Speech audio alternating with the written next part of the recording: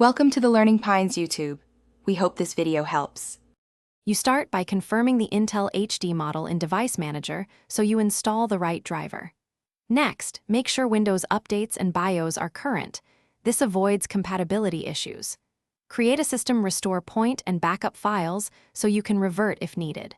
Once done, disable fast startup and temporarily disconnect external GPUs or docks. These steps reduce variables and let you proceed to driver reinstallation with a clean system state. You now perform a clean driver reinstall.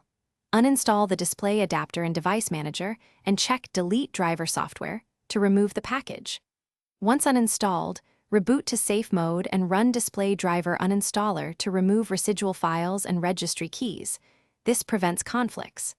After the completes, reboot normally and install the Intel driver you downloaded for your exact model. Don't use generic drivers. Make sure to run the installer as administrator so files and services register correctly. Finally, verify the installed driver and hardware acceleration using DXDiag or Intel Graphics Command Center. This proves the GPU is active.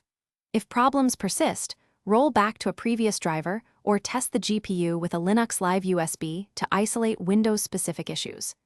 Make sure power settings aren't limiting GPU performance, check monitor cables and input selection, and reset Windows graphics settings. If everything fails, one key troubleshooting tip.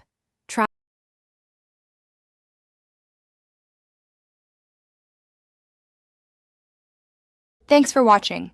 Consider subscribing if we helped you.